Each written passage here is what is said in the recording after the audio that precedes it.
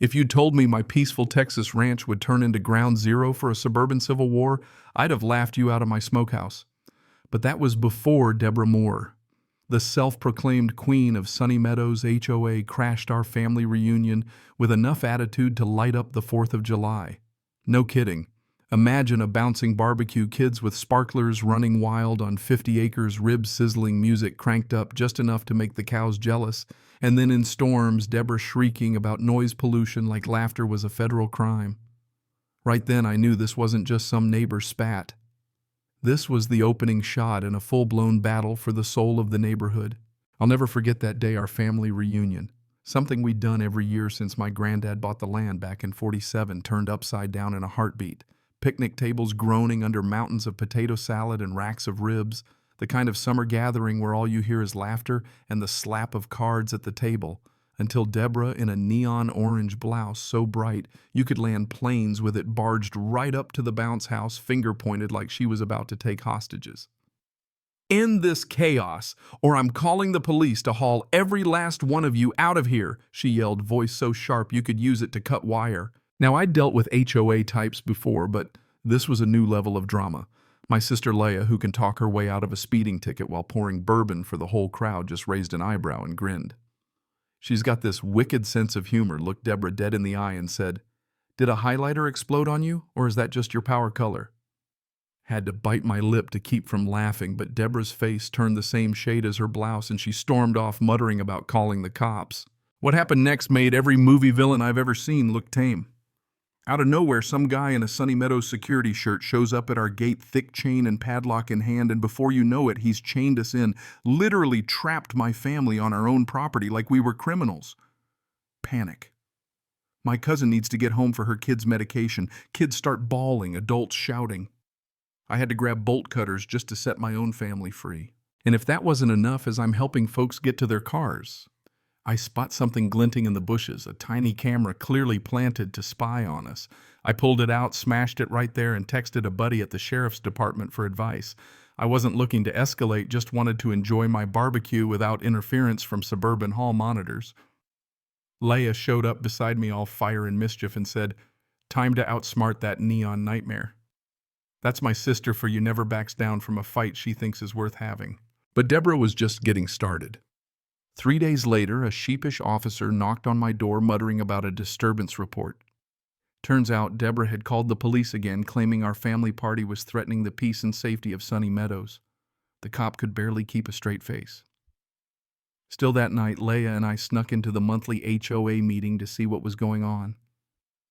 And there was Deborah at the podium, putting on a whole Broadway show, edited footage of kids laughing, spliced to sound like screaming my cousin's wedding toast, mashed into a riot call, and the bounce house edited to look like a demolition derby. It was so over the top, I almost admired her hustle. Almost. Then up stepped her brother Grant Picture, every greasy used car salesman you've ever met, dramatically declaring our dangerous gatherings were going to destroy the community. The HOA board, totally in Deborah's pocket, hit me with a $2,000 fine for nuisance and public endangerment. Never mind, my ranch isn't even part of their HOA. Apparently, these folks thought their power extended 5 miles past their front yards. But here's where it got fun. I'd live-streamed the whole meeting, and when Deborah rolled out her Frankenstein video, I called it out right there. Folks, you're looking at propaganda in action. Comments started pouring in from viewers, some even sharing their own stories about Deborah fining them for pink mailboxes or holiday lights. The local news caught wind, and what started as a neighbor beef was suddenly a public circus. Deborah, seeing her grip slipping, doubled down, texting her lawyer mid-meeting screaming harassment, and calling the police to my property while I was still at the meeting. The cops showed up expecting to find a riot, just found my 2 dogs sleeping by the barn. All she did was make herself look even more ridiculous. Then came the twist. Brianna, a former Deborah supporter and queen bee of the block, called me one evening. "Not everyone in Sunny Meadows is with her," she whispered. Turns out she'd been quietly tracking HOA spending and discovered a mess Deborah was burning through association money on fake security propaganda signs and personal expenses, all under the pretense of community safety.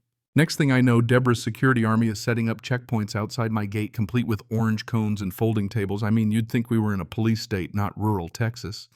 But they didn't expect that I'd start documenting everything, photos, logs, even hidden cameras. It all came to a head when Deborah, in a moment of sheer stupidity, tried to plant fake evidence, enlisting her brother Grant to sneak a forged bribery note into my mailbox.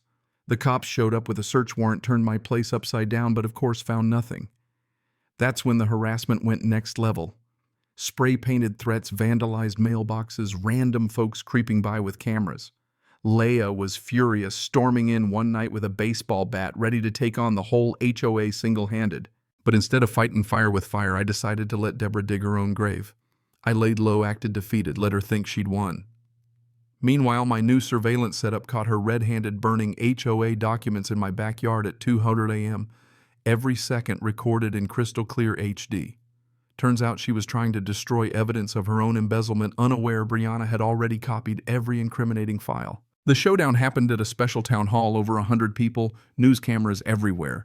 Deborah in her blinding blue power suit ready to play her fake evidence video. But I beat her to the punch. Played the footage of her burning financial records, dropped the emails, played Grant's audio scheming about framing me. The crowd went wild. Deborah tried to shout me down, called it all fake, but with every angry word, more people turned against her. Then, just as she's losing control, Uncle Ray, the police chief himself, stepped up and read her rights, arresting her on the spot for embezzlement, false reports, destruction of evidence, you name it. Grant tried to bolt, but got cuffed at the door. Turns out, Ray had been quietly building a case for weeks, using Deborah's own bogus police reports to justify a full investigation. Her arrogance did her in. Watching her being led away in handcuffs, still shrieking about conspiracies and corruption, was just about the sweetest moment of my life. Brianna hugged me, tears of relief streaming down her face. Neighbors shook my hand and Leia toasted. Two family into Karens finally getting what they deserve. The fallout was glorious: news articles, viral videos, new leadership at the HOA, stolen money recovered, and our ranch free again. I hung a new sign at the entrance: private ranch, family welcome, Karens keep out. The next reunion was our best yet, laughter rolling across the fields. Uncle Ray raising a beer, Leia cracking jokes, no HOA dictators in sight. But as the sun dipped behind the oaks, I found a new flyer for another HOA meeting. Different neighborhood, same Karen tactics. Guess some folks never learn. So if you've got your own HOA nightmare, drop your story in the comments.